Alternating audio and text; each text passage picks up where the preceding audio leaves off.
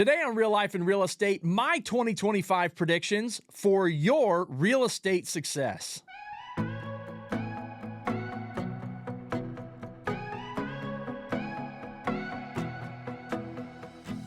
Well, hey there, and welcome to Real Life and Real Estate. I'm Mark Peebles, here to help you live your best life and achieve ultimate success. And speaking of your success, today I am going to make some very big predictions when it comes to your success.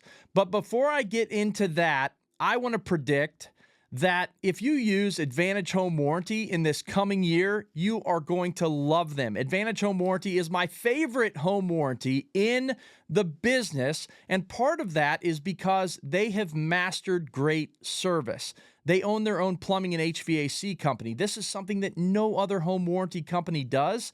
And because of that, they control the costs of the two largest claims that home warranty companies get, plumbing and HVAC.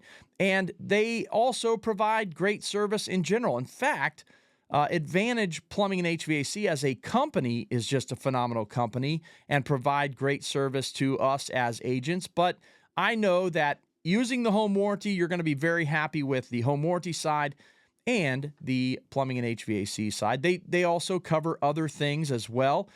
So if you have electrical issues, if you have appliance issues, they're covering all of that as well.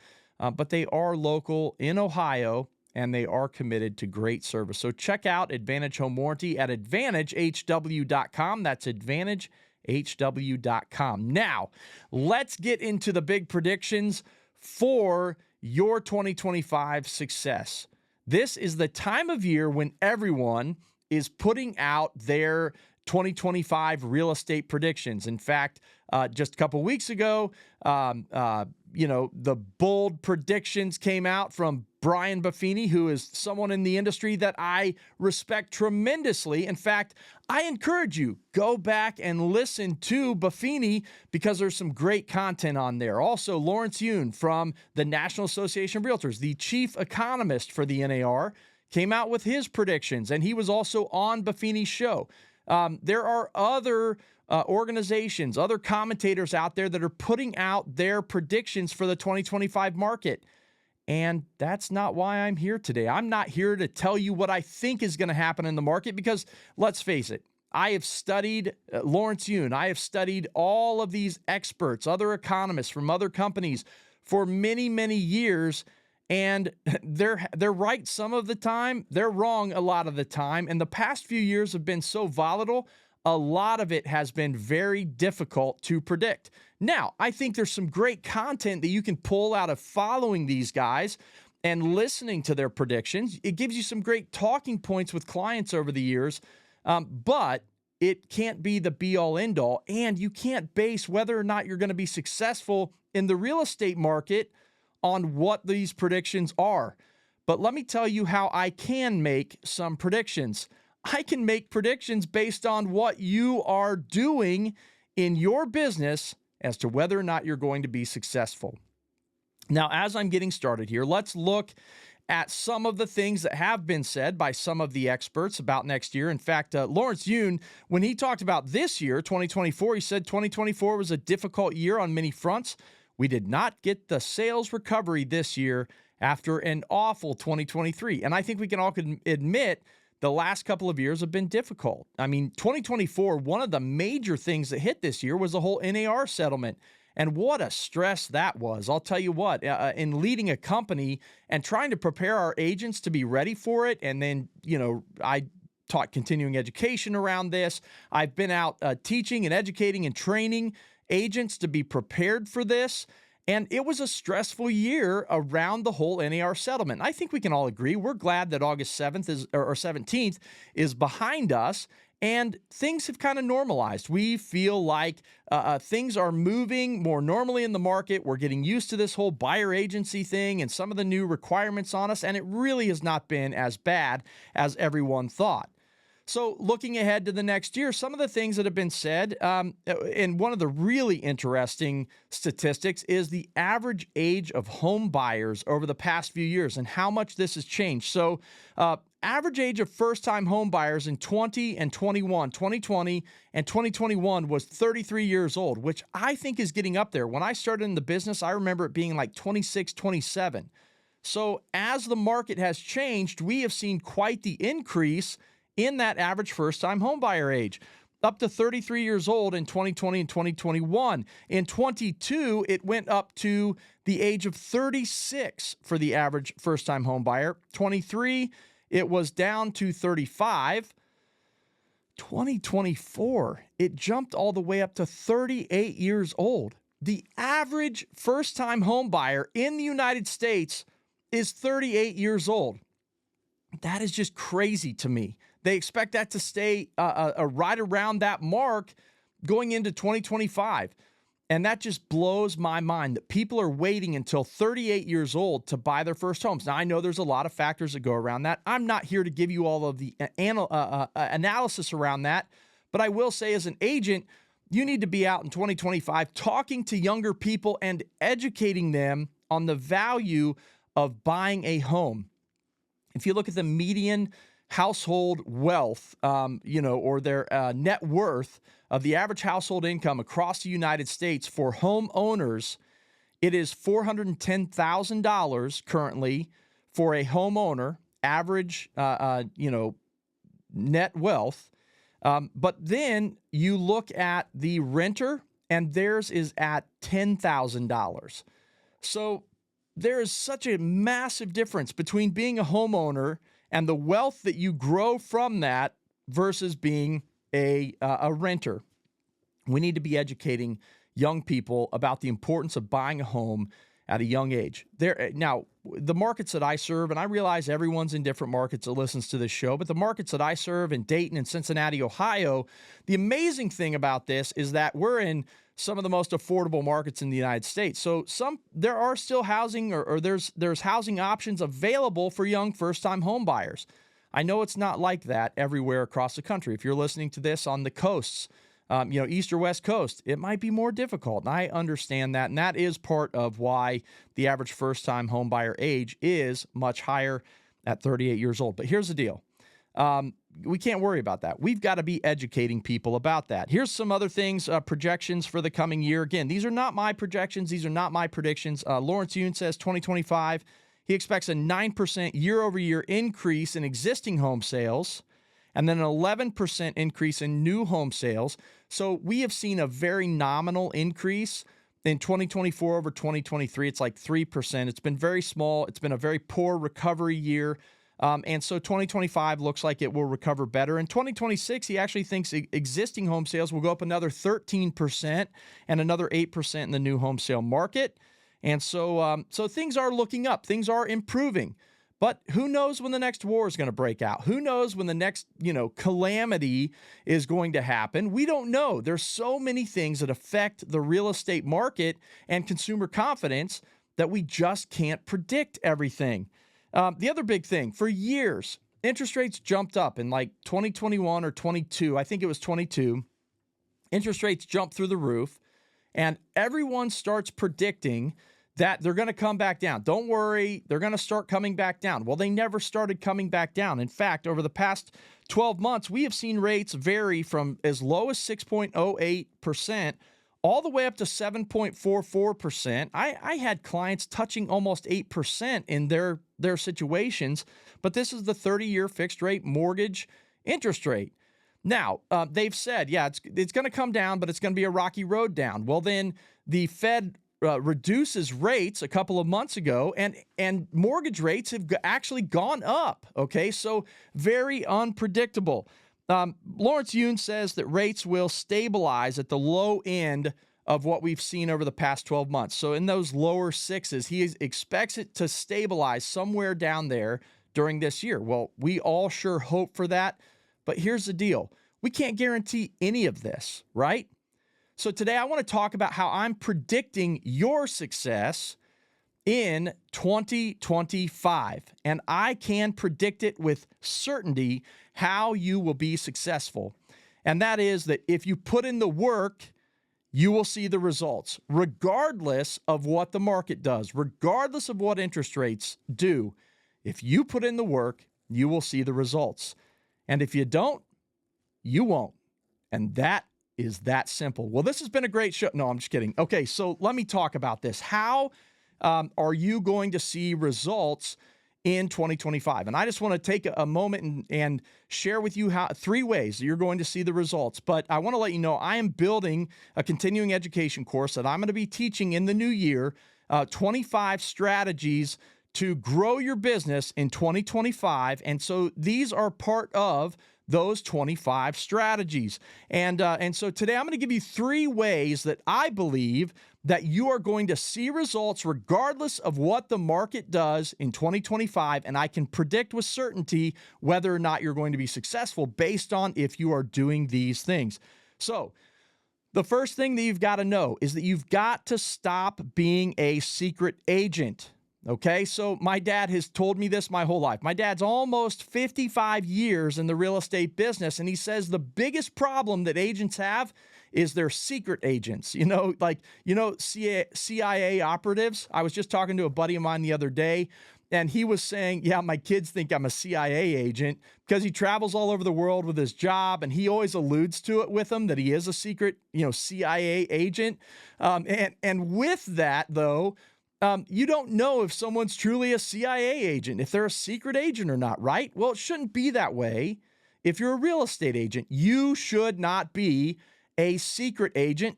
Everyone's got to know. They've got to think, I think we want to go and look at, making a move, or we need to sell our house. The first thing that should happen is they should think of you to talk to about that.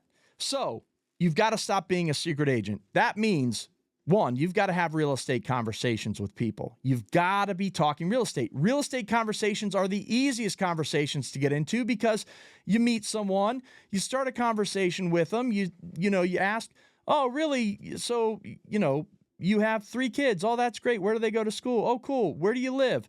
Oh, I know that neighborhood really well. I actually was in there showing houses last week, or I show a lot of houses in that area, or I've got a buyer in that price range right now that your neighborhood is kind of perfect for. It's easy to get into real estate conversations, and now all of a sudden people are going, oh, you're in real estate. Really? Well, what do you think of the market, right? So you got to have these real estate conversations. You've got to be prepared for these real estate conversations. So don't be a secret agent, have conversations. And then you've got to systematically communicate with your sphere of influence. So how do we systematically communicate? Well, that's calls and texts. It's mail, which would be postcards and handwritten notes, email, and social media. And so you've got to be putting yourself out there. I've got a buddy right now that actually, he's 30, he's early 30s. He really wants to be married. He's looking for a good wife. So if you've got someone out there in their, late 20s, early 30s, looking for a great man, he is a great man. But I'm in a Bible study group with some other men with him. And my buddies in the group, they're all younger than me, but they always say, man, you got to put yourself out there. You actually got to ask the question, when you're talking to girls. And so it's the same way in real estate. If you want to be successful in this business, you've got to put yourself out there. You can't be a secret agent. So you're going to have real estate conversations, and then you're going to systematically communicate with the people in your sphere of influence because people need to know that you are in real estate. This is what you do.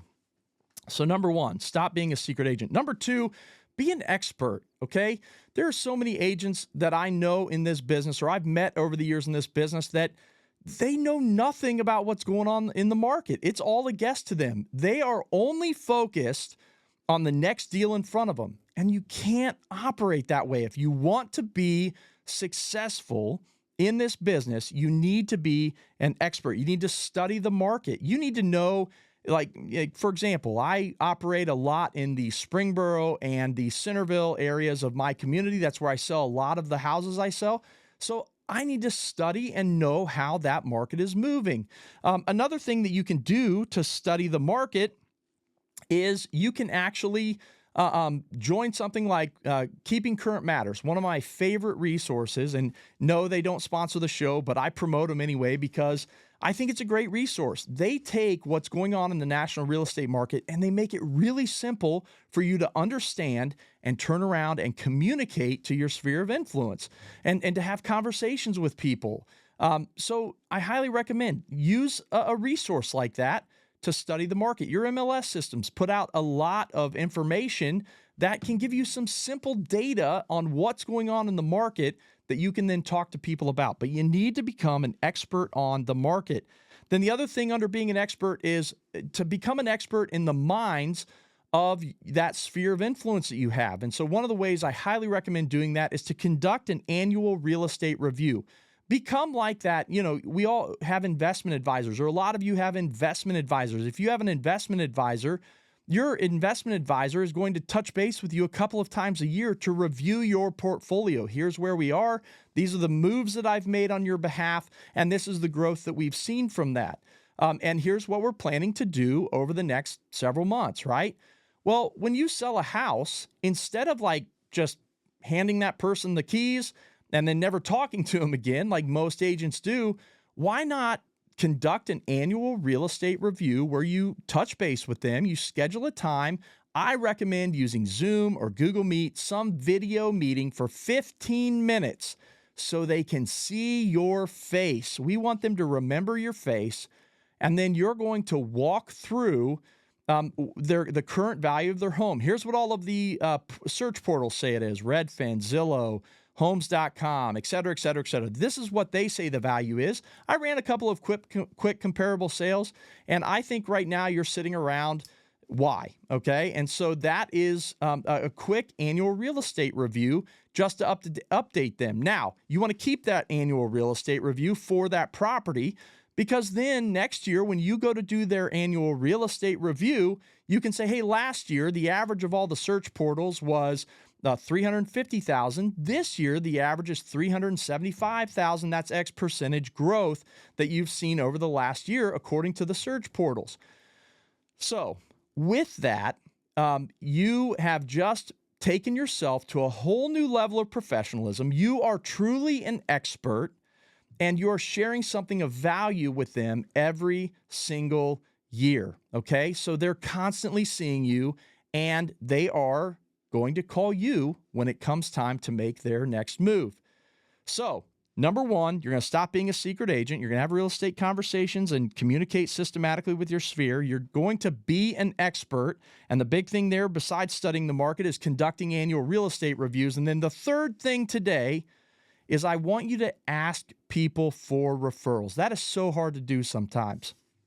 But let me tell you, human nature is we want to help each other. Now, I know there's some that don't want that, but for the most part, human beings want to help other human beings. Why? Because it makes them feel good.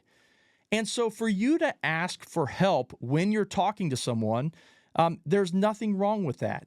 And a great conversation to have. So like, let's say you're doing an annual real estate review, is at the end you say, hey, listen, I am really working on building my business this year, taking it to a whole new level.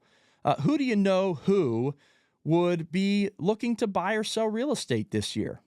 And then when you ask that question, who do you know who, not do you know who? Because if you ask, do you know someone looking to buy or sell real estate this year? They're going to say no, right? They're not going to be able to think of someone. So you're going to help them. Who do you know who is looking to buy or sell real estate this year? And then what you're going to do to tag onto that is suggest people that they might know. So you might say, who do you know who's looking to buy or sell real estate this year? You know, like neighbors or family members or any of your coworkers. And then just let them think about it. You don't need to jump in and say anything else. Just let them think about it, because now they're thinking, who do I know who? You know what? The other day I was at lunch with my friend Sally, and she said her daughter's buying her first home. Great. So you're getting them thinking about someone that they can then make a connection to you for. You might say friends, and you might suggest like friends from church or school or a social club that they're a part of, right? But you're giving them some suggestions on places where they have a sphere of influence that they might be able to help you grow your business for this year. Sometimes people are uncomfortable asking about this, but if you started out with, I'm building my business this year and I could really use your help, Would you be willing to help me with something? I mean, people want to help. They want to be helpful.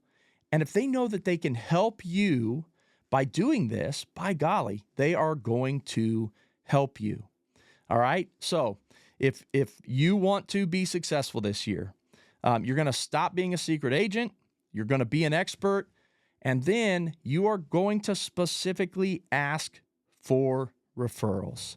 So your success in 2025 is not dependent on what the market does, but it is dependent on you. And I can predict with a high level of certainty, 100% certainty, that if you do the work, you stop being a secret agent and talk to people, you be an expert, and you ask for referrals, that you will be successful in 2025. Have a great year.